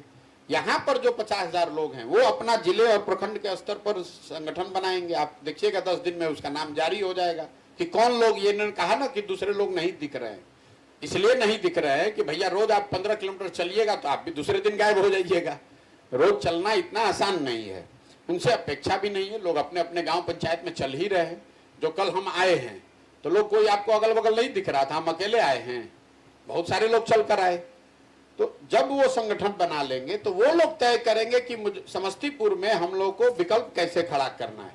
समस्तीपुर में जो सबसे बड़ी राजनीतिक समस्या लोग बता रहे हैं, आपके दोनों माननीय सांसद बाहर के हैं, आपके 10 में से 8 विधायक बाहर के हैं, तो पूरे समस्तीपुर में कोई ऐसा आदमी नहीं है काबिल जो कि यहाँ विधायक और एमपी बन सके। तो समस्तीपुर के लोगों को हमने साथ में बैठाना है और वो लोग मिलकर जिसको तय करेंगे कि ये सुमन कुमार हैं भैया, इनको हम लोग चाहते हैं कि इनको प्रत्याशी बनाया जाए। तो सुमन कुमार को जिताने के लिए प्रशांत किशोर अपना साधन, व्यवस्था, सलाह सब लगाएंगे जनसुराज बैनर के तहत। यही जनसुराज अभियान है कि आप अभी प्रत्याशी नहीं न चुनते हैं, आप और हम मोदी जी के द्वारा, लालू जी के द्वारा, नीतीश जी के द्वारा चुने हुए प्रत्याशी में से चुनाव कर रहे हैं। आप तो प्रत्याशी नहीं चुन रहे हैं, हम जनसुराज के माध्यम से आपको अवसर दे रहे हैं कि नहीं, पहले आप बैठ के अपना प्रत्याशी चुनिए और फिर उसको जनता के प्रत्याशी के तौर पर उसको उतारा जाए। समाज को के पास वो विकल्प, वोट समाज देगा कि नहीं देगा मुझे नहीं मालूम है, लेकिन आप ये तो नहीं ना कह सकिएगा कि हमारे पास विकल्प नहीं था इसलिए दे दिए। लोग बता रहे हैं कि आप अपने सांसद के बारे में, आपके यहाँ के हम लोग उनका चेहरा ही नहीं देखे, तो पूछते हैं वोट क्यों दिए थे, तो बोलता है कि हम तो मोदी जी का चेहरा देख के वोट दिए थे। तो अगर आप मोदी जी का चेहरा देखकर वोट देंगे तो मोदी जी तो आकर आपका नाली गली यहाँ बनवाएंगे नहीं, उन्होंने तो आके यहाँ काम करना नहीं है। तो जब अगर आप अपने प्रतिनिधि को ऊपर देख के वोट दीजिएगा, ऊपर देख के अगर वोट देने की प्रवृत्ति नहीं छोड़िएगा, ऊपर देख के चलिएगा तो नीचे ठोकर लगेगा ही लगेगा। यही बात तो जनसुराज अभियान का मुख्य उद्देश्य है कि गांव गांव जाकर लोगों को बताना कि आपने अभी तक देश के नाम पर वोट किया, आपने अभी तक जाति धर्म के नाम पर वोट किया, नाली गली 5 किलो अनाज के लिए वोट किया। हम आपको बता रहे हैं कि वोट आपको जिसको करना है कीजिए, लेकिन वोट आप अपने और अपने बच्चों के लिए कीजिए। आपका बच्चा खाए बगैर मर रहा है, आपके बच्चे के लिए पढ़ाई नहीं है, आपके बच्चे के लिए रोजगार नहीं है और आप वोट कर रहे हैं पुलवामा पर, तो ये सुधरेगा कैसे? आप वोट कर रहे हैं 5 किलो अनाज के लिए तो आपको अनाज मिल रहा है, आपने वोट किया राम मंदिर के लिए तो राम मंदिर बन रहा है, आपने वोट किया सिलेंडर के लिए तो सिलेंडर आपको मिला हुआ है। बिहार में चाहे जितना कुव्यवस्था है, जिस चीज के लिए आप लोकतंत्र की इस ताकत को समझिए। आप और हम ज्यादा व्याकुल हैं कि वोट किसको दिया जाए। हम कह रहे हैं कि वोट आप किसी को दीजिए, ये जरूरी नहीं है, जरूरी है कि वोट आप किस बात के लिए दे रहे हैं। और अगर आपने बिजली के लिए नीतीश कुमार को वोट दिया है तो चाहे बिहार कितना नीतीश कुमार के राज में बदहाल हो, बिजली आ गई है कि नहीं आई है।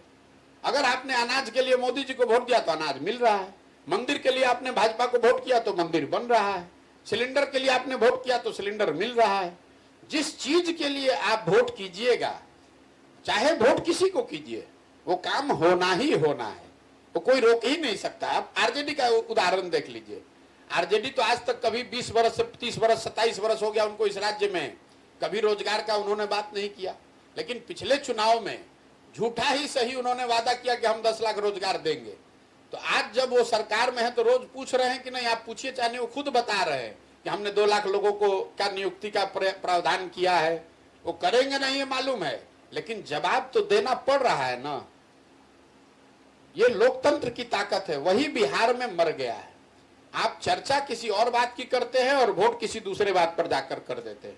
जन सुराज अभियान इसी बात के लिए है कि गांव गांव घर घर जाकर लोगों को बताया जाए कि अगर आप अपने और अपने बच्चों की चिंता नहीं करेंगे तो कोई भी चुनकर आ जाए, प्रशांत किशोर चुनकर आ जाएंगे तो भी नहीं सुधरेगा। हम तो ये कह ही नहीं रहे कि हम सुधार देंगे, कि हमको वोट दे दीजिए। हम कह रहे हैं कि आप तब सुधारिएगा जब आप अपना सुधारिएगा। आप जो यहाँ पत्रकार बंधु, हम हर गांव में आप देखिएगा 3500 गांव में मैं ये वॉइस वोट कराता हूँ, लोगों से हाथ उठवाता हूँ कि पढ़ाई की व्यवस्था होना चाहिए कि नहीं। हर जाति, हर वर्ग, हर समाज के लोग कहते हैं नहीं भैया पढ़ाई का व्यवस्था होना चाहिए। और 3500 गांव में मैं कैमरे पर रिकॉर्ड कराकर ये भी पूछता हूँ कि आप अपने बच्चे के सर पर हाथ रखकर बोलिए कि आपने कभी जीवन में पढ़ाई के लिए वोट किया है। तो 3500 गांव में आज तक एक आदमी भी नहीं मिला, एक आदमी भी नहीं मिला जिसने झूठा भी ये बोला हो कि ना भैया हम पढ़ाई के लिए वोट दिए। लोग कह रहे हैं कि हम लोग पढ़ाई के लिए वोट नहीं करते। तो जिस चीज के लिए आप वोट कर ही नहीं रहे हैं वो सुधरेगा कैसे, यही बताने का अभियान है। लोगों को अगर समझ में आएगा तो सुधार होगा, और नहीं समझ में आएगा तो जैसे हम लोग जी रहे हैं वैसे जीते रहेंगे। हैं?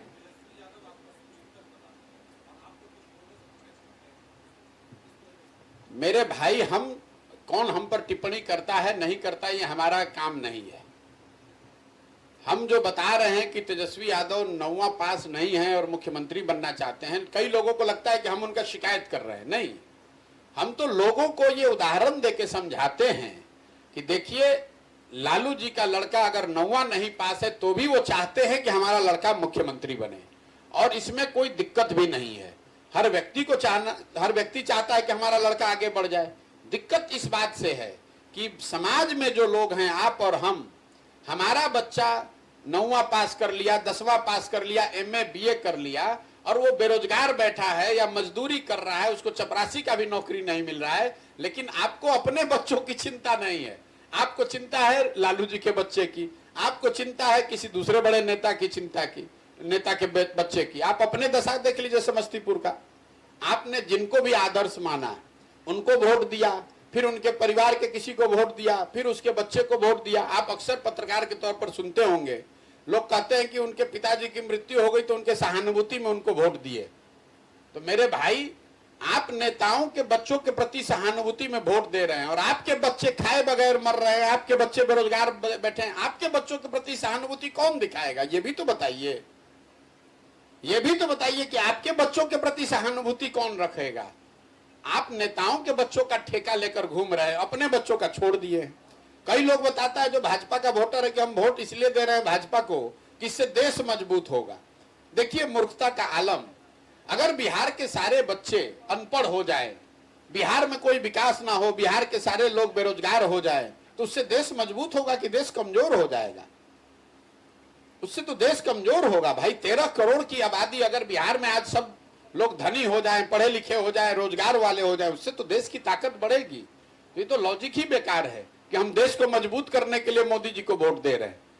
आप पहले अपने बच्चे को मजबूत कीजिए, अपने को बेहतर कीजिए। समाज जो अपने बच्चे की चिंता नहीं कर सकता वो देश की चिंता क्या करेगा? सर, मेरा एक सवाल है कि प्रशांत किशोर सर का टीम पंचायत के वार्ड तक पहुंच करके नौजवानों से जो शपथ ले रही है कि सामाजिक और राजनीतिक हिस्सेदारी में जो है तो आप प्रशांत किशोर सर का साथ है। नहीं, ये आप शपथ सुने नहीं। ये सुन लीजिए हमारी बात।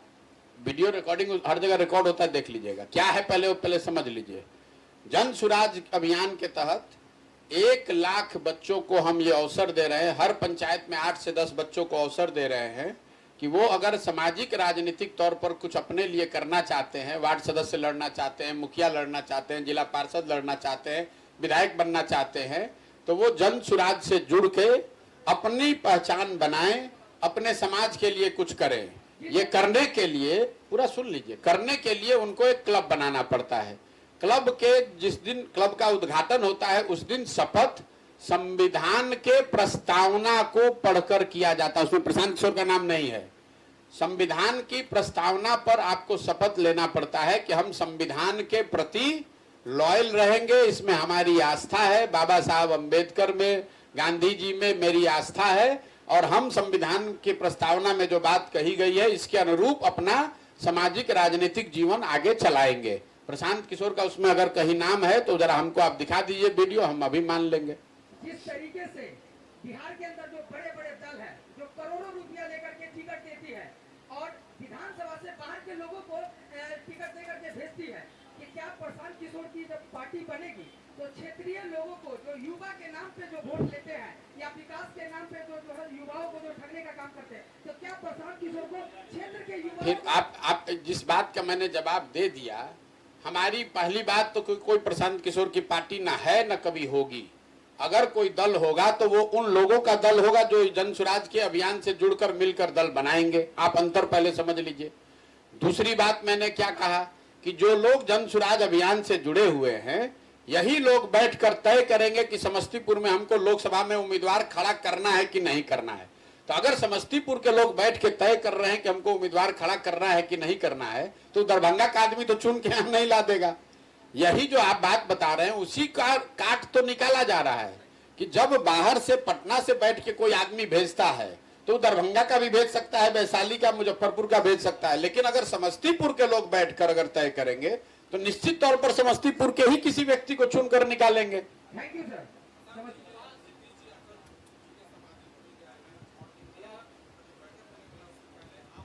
अरे भाई, आप नीतीश कुमार जी के बिहार के बाहर की गतिविधियों को बहुत ज्यादा गंभीरता से ले रहे हैं। उसको ज्यादा गंभीरता से मैं नहीं लेता हूं। लाइए हम आपको लिख कर दे देते हैं। बंगाल में आपने मेरा ट्वीट देखा होगा, मैंने कहा था कि भाजपा को 100 सीट नहीं आएगा। लाइए आज लिख कर दे देता हूं, नीतीश कुमार को जदयू का 5 सीट बिहार में नहीं आने वाला है, चाहे जो कर ले। 5 को सीट नहीं आने वाला है। जदयू का कुछ बचा ही नहीं है जमीन पर।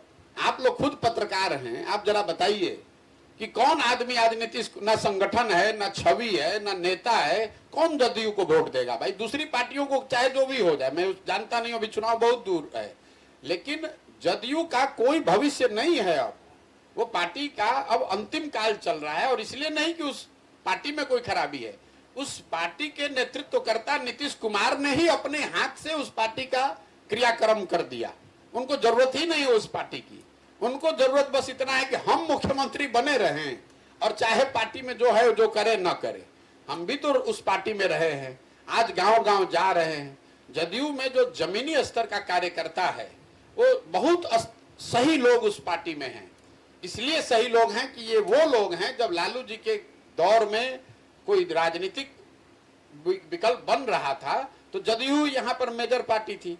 तो बहुत सारे अच्छे लोग समाज के जदयू में जुड़े हुए हैं, लेकिन या तो वो निष्क्रिय हैं या निष्क्रिय कर दिए गए हैं या दूसरा रास्ता तलाश रहे हैं, और इसके लिए सबसे बड़े जिम्मेवार नीतीश कुमार हैं।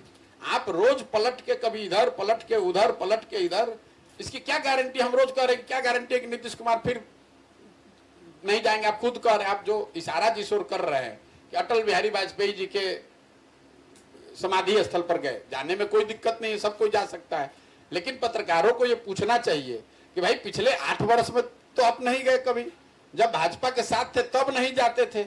तो ये नीतीश कुमार का अपना राजनीति करने का तरीका है। एक दरवाजे को खोलते हैं और पीछे से एक खिड़की और बगल में एक रोशनदान, दोनों को खोल के रखते हैं। कब किसकी जरूरत पड़ जाए उसके हिसाब से चल रहे हैं। इंडिया उनके लिए दरवाजा है।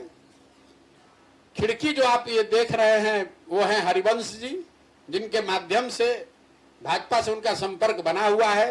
ये जो मैसेजिंग है, जैसे कमरे में हम लोग रोशनदानी से कैसे छोड़ देते हैं, लाइट आने के लिए एक रोशनदान बना दिया जाता है, ये सब हम मैसेज जाकर भाजपा वालों को, एनडीए वालों को दे रहे हैं कि भाई हम तो आपके बड़े वाजपेयी जो सबके श्रद्धेय हैं, हम उनको इतना श्रद्धा करते हैं। कोई नीतीश जी से पूछे भाई पिछले साल काहे नहीं गए थे, इस बार अभी जानने की क्या जरूरत है। ये उनका दबाव बनाने का तरीका है एनडीए वालों को कि अगर हमको आप लोग नहीं भाव दीजिएगा तो हम उधर भी जा सकते हैं, हमारा एक रोशनदान। ये नीतीश जी की पॉलिटिक्स को तो आप लोग हमसे ज्यादा जानते हैं भाई, कौन नहीं जानता है नीतीश कुमार का। अब और उनकी विश्वसनीयता आज के तारीख में यही है कि हर आदमी अब ये जान गया है, तो उनको उसी तरीके से डील करता है कि भैया ये कहाँ है, कहाँ रहेंगे, कोई नहीं जानता है। जब जिसके साथ है उसके साथ उनको मान लीजिए। सर 24 और 25 के चुनाव में आखिरी सवाल 2015 में आप जब थे उस तरफ, नीतीश कुमार जी थे, लालू यादव थे, कांग्रेस थी, 3 दलों का मुझे लगता है गठबंधन बना जी बहुत मजबूत था आपके हिसाब जी से। बिहार में रिजल्ट भी बहुत अच्छा लेके आए। जी। आज 6 दलों का है और आप कह रहे हैं कि नीतीश कुछ नहीं करेंगे। मैं लिख के दे, मैं उसका बता रहा हूँ क्यों। सुन सवाल रखिए सर, आप कह रहे हैं कि सांसद नहीं जीतेंगे, आप कह रहे हैं विधायक नहीं जीतेंगे, सारा जातीय समीकरण एक तरफ चला गया है। आप देखिए तो फैसला जो ले रही है भाजपा, वो भी वाइल्ड कार्ड फैसले ले रही है, सभी खलबलाए हुए हैं। मेरे भाई आपको हमसे ज्यादा राजनीतिक अनुभव है, तो आपने इस तरह का सवाल पूछा, मुझे जानकर थोड़ी आश्चर्य हो रहा है। कांग्रेस को 1984 में 410 सीट आया, इसका मतलब क्या कि कांग्रेस को जीवन भर 400 सीट आता रहेगा। 2015 में जो महागठबंधन बना था, 2015 के नीतीश कुमार और आज के नीतीश कुमार और आज के महागठबंधन में जमीन आसमान का फर्क है। पहले बात को समझिए। सुनिए मेरी बात को, आप अपने सवाल कर लिया, हमारा जवाब सुनिए, फिर सवाल होगा फिर कर लीजिएगा। नीतीश कुमार, पहले तो ये समझिए कि वो महागठबंधन चुनाव से पहले बनाया गया था, जिसको जनता ने वोट दिया था। आज जो महागठबंधन है इसको जनता ने नहीं वोट किया है, आपने जनता से छल करके महागठबंधन बना लिया है। तो ये तो राजनीतिक परिपाटी के तौर पर गलती है। दूसरी बात, उस महागठबंधन के लीडर थे नीतीश कुमार, इस महागठबंधन के भी लीडर हैं नीतीश कुमार। लेकिन 14-15 के नीतीश कुमार और आज 22-23 के नीतीश कुमार में जमीन आसमान का फर्क है। 14-15 में नीतीश कुमार की छवि ये थी कि भाई इस आदमी ने 2005 से 12-13 के दौर में बिहार को सुधारने के लिए प्रयास किया है, काम किया है। आज उनकी छवि यह है कि ये आदमी 14-15 के बाद से लगातार दल बदल के कुर्सी पर बैठा हुआ है, बिहार के लोगों को, बिहार के समाज को मरने के लिए छोड़ दिया है। 14-15 में जिस नीतीश कुमार की आप चर्चा कर रहे हैं, उस आदमी ने आइडियोलॉजिकली एक स्टांस लिया था, और नहीं जब 14 में लोकसभा में सफलता मिली तो नहीं हारने के बावजूद, वो नहीं हारे थे, उनका दल हारा था, इसके बावजूद उन्होंने पद छोड़ दिया था और मांझी जी को मुख्यमंत्री बनाया था। आज जो नीतीश कुमार हैं, जो चुनाव हार गए हैं 2020 में, आप 243 के विधानसभा में अगर आपके 42 विधायक हैं तो आप चुनाव हार गए हैं, लेकिन फिर भी कोई ना कोई जुगत लगाकर कभी लालटेन को पकड़ के, कभी कमल को पकड़ के कुर्सी पर बैठे हैं। तो प्रशासक के तौर पर और एक राजनीतिक नेता के तौर पर उनकी छवि बिगड़ी है। और तीसरी जो सबसे बड़ी बात है वो है मानवता वाली। जिस नीतीश कुमार को 14-15 में हम लोगों ने, बिहार की जनता ने साथ दिया था, वो नीतीश कुमार हैं कि आपको याद होगा असम गैसल में एक रेल दुर्घटना हुई थी, वाजपेयी जी जब प्रधानमंत्री थे, 200 के आसपास लोगों की मृत्यु हुई थी। नीतीश कुमार ने अपने पद से इस्तीफा दे दिया था कि जब 200 लोगों की मृत्यु हो गई तो मैं इस कुर्सी पर कैसे बैठ सकता हूं। आज वही नीतीश कुमार, कोरोना के दौरान हजारों लोगों की मृत्यु हो गई, पूरे भारत में लाखों बिहार के बच्चे दर दर का ठोकर खा रहे थे, लोग हंस रहे थे हम लोगों पर। नीतीश कुमार ने इतना भी नहीं किया कि उनको आने के लिए बस की, ट्रेन की सुविधा दे। 1 महीने तक तो अपने घर से बाहर निकले ही नहीं। आज वही नीतीश कुमार हैं जो लोग छपरा में 70-80 आदमी जब अवैध जहरीली शराब पीकर मर जाता है तो पॉकेट में हाथ रखकर विधानसभा में खड़े होकर वो आदमी हंसकर कह रहा है कि जो पिएगा वो मरेगा। मैं अवैध शराब की बात नहीं कर रहा हूं। अगर गलती से कोई, अपनी गलती से भी जिसकी दुखद मृत्यु हो गई, तो राज्य के मुखिया के तौर पर आपका क्या फर्ज बनता है? आप उसको सांत्वना दीजिएगा, उसकी मदद कीजिएगा। उसके बजाय आप कह रहे हैं जो पिएगा वो मरेगा। बताइए, तो नीतीश कुमार में अगर फर्क आया है नेता के तौर पर, मानवता के नाम पर, प्रशासक के तौर पर, तो जनता का भी फर्ज है, जनता भी अपने हिसाब से उसका निर्णय बदलेगी। और एक अंतिम बात बता देते हैं, ये आप लोग जो बात कहते हैं कि 14-15 में ये थे, अब आज दूसरा क्यों होगा? आप लोग तो लोकतंत्र को ही खत्म करने में लगे हैं। लोकतंत्र जो है इसमें नियम बना हुआ है 5 वर्ष का। क्यों बना हुआ है? 5 वर्ष में चुनाव क्यों होता है? इसलिए होता है कि जिस दल, जिस नेता, जिस विचारधारा पर भी आपका यकीन है, विश्वास है, आप उसके साथ खड़ा होइए, उसकी मदद कीजिए, उसको वोट दीजिए। लेकिन वो भरोसा, वो वोट 5 वर्ष के लिए है, जीवन भर के लिए गुलामी नहीं है। वही लोकतंत्र आपको सिखाता है कि अगर जिस व्यक्ति, जिस दल को आपने वोट दिया, मदद की, वो आपके अनुसार उसने काम नहीं किया, समाज के लिए अच्छा नहीं किया, तो नागरिक होने के नाते आपकी ये जिम्मेवारी है कि जितनी मजबूती से आपने उनकी मदद की थी, उतनी ही मजबूती से उनका विरोध भी होना चाहिए। नहीं तो चुनाव कराने की जरूरत क्या है? 14-15 में नीतीश कुमार बन गए तो जिंदगी भर वही रहेंगे। नीतीश कुमार की कम से कम 20-25 कमियां मैं भी यहाँ बैठे हम कमी की बात नहीं कर रहे, हम 3 फंडामेंटल बात बोल रहे हैं। हम ये नहीं बोल रहे हैं कि इस डिपार्टमेंट में क्या हो रहा था, इस डिपार्टमेंट में क्या हो रहा है। सर, आप पूरे देश में घूमे हैं, आपने कई मोदी विरोधी चेहरों को जिताया भी है। हम तो मोदी जी के भी जिताने में कंधा लगाए। ठीक है, वो भी बता रहे हैं, लेकिन जो जीत कर वहां गए, अब इंडिया बना रहे हैं, तो आप कह रहे हैं इंडिया कहीं सामने नहीं टिक पाएगा। लोग आप ही नहीं जिताया। मैंने आपको कहा कि इंडिया नहीं टिक पाएगा। आप तो बात को आप समझना ही नहीं। मैं ये कह रहा हूं कि वो तब हो पाएगा अगर आप ये 4 चीज कीजिएगा। सिर्फ बिहार के कुछ नहीं कर पाएंगे, बिहार के परिप्रेक्ष्य में नहीं, देश के परिप्रेक्ष्य में आपको बता रहा हूं। आप साथ नहीं इसलिए अरे आप बात भी नहीं समझ रहे हैं। आपके पास नैरेटिव नहीं है। आप हमसे पूछेगा तो हम अपने ही समझ से न बोलेंगे। नेगेटिव आप करिएगा। हम काहे करेंगे भाई? हम तो काम ही छोड़ दिए। जल आपने गढ़ा था, आप किसी की विफलता गिना रहे हैं। मैंने साथ निश्चय आप फिर बेकार आप गाना गा रहे हो। मैंने आपको 77 का एग्जाम्पल दिया, 77 का एग्जाम्पल, मैंने नल जल का एग्जाम्पल दिया कि 77 का एग्जाम्पल दिया। मैंने आपको 89, मैंने 89-90 में बफोर्स का एग्जाम्पल दिया। ये इसलिए दिया आपको ये बताने के लिए कि दलों के नेताओं के साथ में आने से आप उसको यूपीए कहिए, इंडिया कहिए, कुछ भी कहिए, उसका कोई फर्क नहीं पड़ेगा जब तक आप उसके साथ साथ जनता के मुद्दों को भी नहीं उठाएंगे। मतलब जातीय गोलबंदी पर वोट बिहार नहीं करेगा, ये कहना चाहते हैं। जातीय गोलबंदी पर अगर बिहार वोट करता तो 2014 में मोदी जी को कैसे वोट करता? मोदी जी के जात के कितने लोग रहते हैं बिहार में? 2019 में पूरे बिहार ने कैसे वोट कर दिया मोदी जी को अगर जाति ही रहती तो? हिंदुत्व के नाम पर उससे ही बढ़ जाती अब फिर अभी आप कहे कि जाति पर, अभी जाति से अब अच्छा ये बताइए कि अभी सुनिए, अभी इनका एक और समस्या का समाधान कर देते। अभी इन्होंने पहले कहा जाति, फिर जब मैंने कहा कि खैर जाति ही सब है तो मोदी जी को कौन वोट दे रहा है, तो कहना चाहे उनको हिंदू पे दे रहा है। तो मुसलमान में तो ना जाति है ना धर्म है, मुसलमान लालटेन को काहे दे रहा है? नहीं, धर्म के नाम पे दे रहा है। वो मुसलमानों की पार्टी है, वो भाजपा के डर से दे रहा है। वही बात कैसे है? तो आप पहले जो मैं बोलता हूं उसको सुनिए। बिहार में वोट 4 मुद्दों पर पड़ता है। जाति उसमें एक मुद्दा है, धर्म दूसरा मुद्दा है, लालू का डर तीसरा मुद्दा है और भाजपा का डर चौथा मुद्दा है।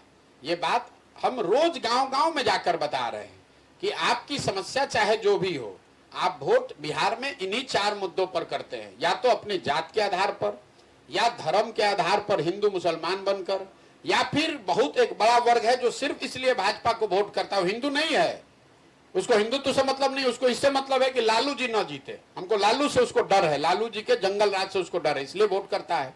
और चौथा मुसलमान है जो भाजपा के डर से वोट करता है आरजेडी को।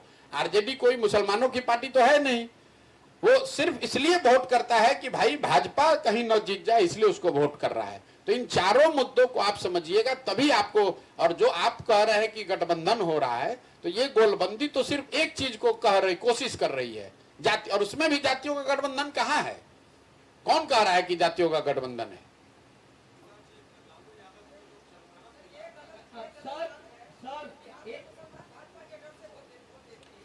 भैया हमको जो समझ हम आपको बता रहे हैं गलत है तो आप सुधार दीजिए। हम सुनिए, हमको कोई घबराहट नहीं, आप चाहिए 2 घंटा सवाल पूछ सकते हैं। सर, दिल्ली की जनता और बिहार की जनता में धरती आसमान का फर्क है। आम आदमी की सरकार आ गई थी, शीला दीक्षित जी का सरकार गिरा के कांग्रेस बहुत दिनों से राज कर रहा था।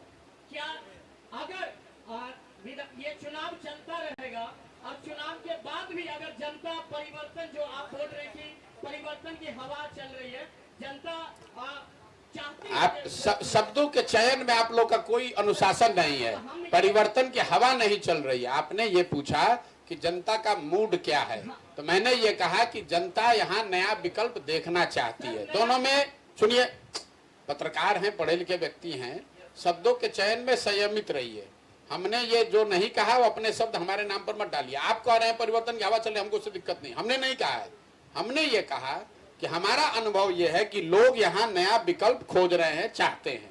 बन पाएगा कि नहीं, कौन होगा, कैसे होगा, उसको लेकर बहस हो सकती है। मैंने जो कहा है आपके कैमरे पर है। सर, जो नया विकल्प अगर नहीं मिलता है तो ये अभियान जारी रहेगा या चुनाव के बाद बंद हो जाएगा? कौन से चुनाव?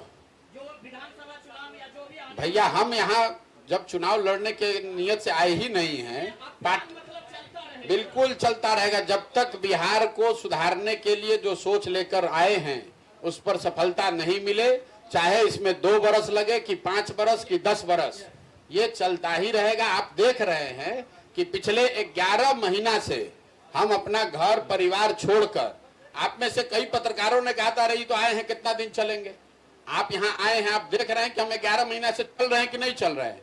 आप देखिए कि अगले 1 साल 2 साल 3 साल हम चलते हैं कि नहीं चलते हैं, जाके काम करते हैं कि नहीं करते हैं। और आप हमको नहीं जानते हैं। एक बार हमने ठान लिया तो कुछ भी हो जाए बिना किए बगैर मानेंगे नहीं, चाहे 5 बरस लगे कि 10 बरस